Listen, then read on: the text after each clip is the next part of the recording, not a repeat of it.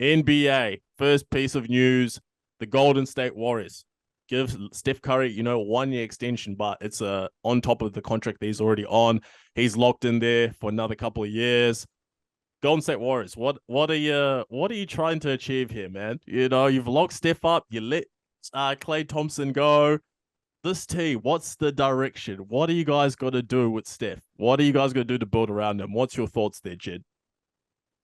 I think it was a no-brainer. You're always going to sign him to the extension, no matter what, 10 times out of 10, no matter how the roster's looking or anything like that. But then when you sign him to the extension, you sit there and you think, okay, geez, it opens the conversation now for where is this team going? What's their plan going forward? And I think they have to be realistic. They're not a championship team anymore. They're too many pieces away from the championship team. So is this about just preserving the Steph Curry legacy and riding out into the sunset with him and trying to be as competitive as possible, being a play-in sixth, fifth seed at best? Or is this about developing the young guys? Or is this about, throwing the kitchen sink at it, trying to find a guy and trying to be a championship team? Personally, I think they should just go all in on a little bit of a rebuild. Like, they haven't really hit in the draft in a while. Kuminga, yeah, he's good. But like, you think about all the players that they've had since they started winning those championships, they haven't really had the next man come through. So I think they really need to be patient and probably, go that more rebuild kind of route. They've got a few years left in the playoffs before then, but they need to be realistic. They're not a championship team anymore. That window's well and truly closed. Focus on the future. Yeah, I agree. But at the same time, it's rare nowadays that you see a player stay with the same team his entire career.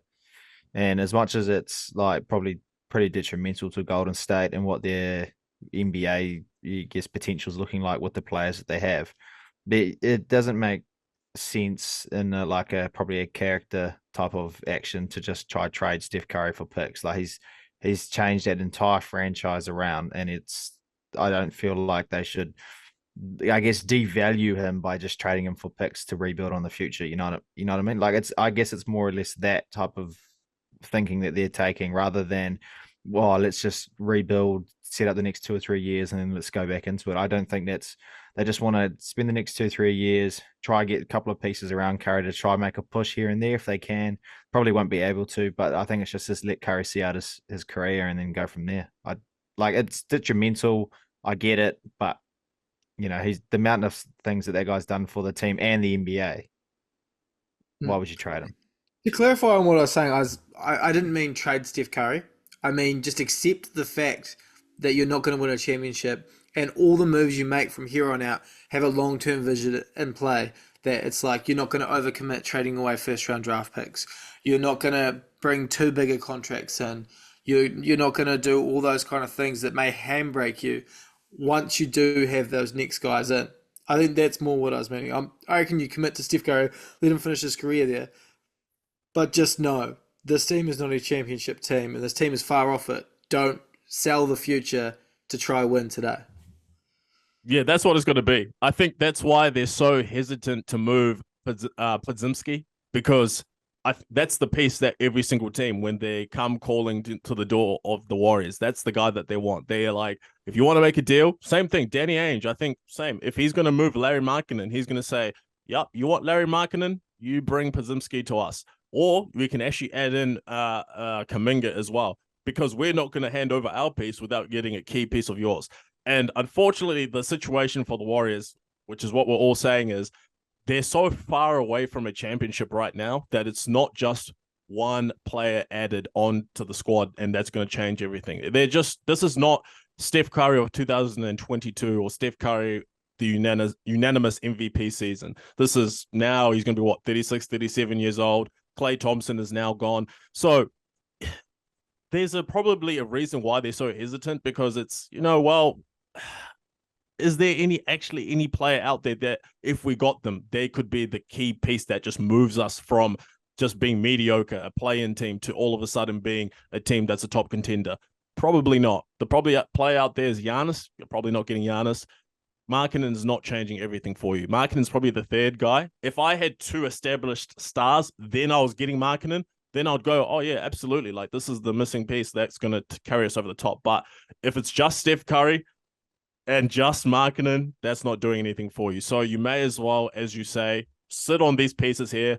Unfortunately for Steph Curry, I think he's won 4 championships now. He's probably in that era that Kobe was in with the Lakers when he was finishing up his career, where it's, let me stay loyal. I won multiple rings here. They've done a lot for me. Let me just see it out here. Let me get my farewell tour as a member of this team, a one-team player. I think the interesting player here is Draymond Green. I think, although I do not rate him highly in his capacity that he is now, but there is definitely teams that Draymond Green's experience, his defensive IQ, all that kind of gritty stuff, that kind of culture stuff that you're not really too proud about, but also is kind of vital in a championship team. There is teams that would have value from adding him. So I reckon that's the piece that if Draymond Green ever goes, hey, I want a little bit of money, or hey, I might want out, I reckon you try flip him, get some picks. The one team that always pops into my mind where I reckon he'd be good, Atlanta. I feel like they've always kind of just been missing someone like him to kind of come in and like humble some of these young guys who are real cocky with their offense and kind of shift that focus and be a little bit grubby.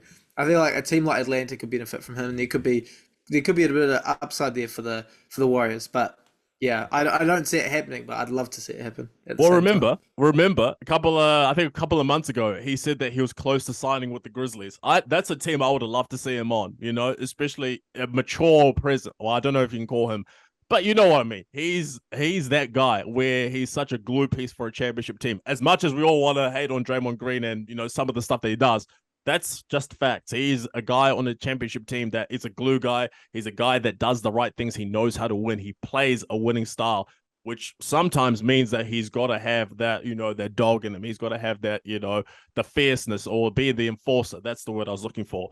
But I don't. The Grizzlies though, I reckon that'll be the worst spot for him. I'm not gonna lie. Like, really? With the history that they have with Iguodala and that whole kind of rift where it was like Iguodala went there and was like, I'd rather not play than play for this team.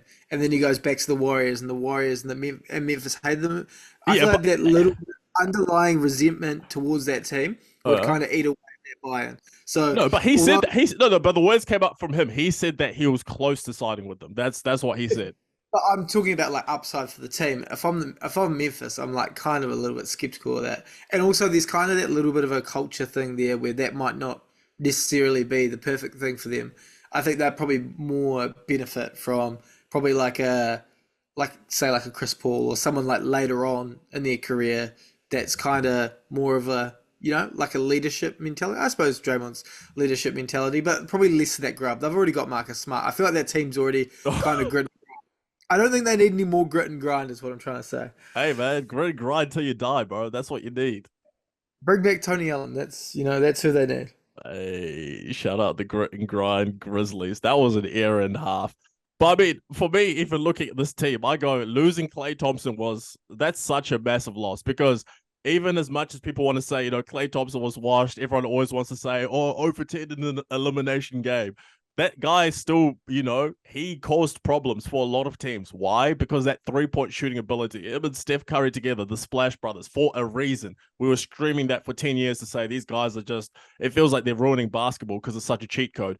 And then now, all of a sudden, you know, Steve Kerr is saying that he wants Podziemski to shoot 8 3-pointers a game to be the new Klay Thompson.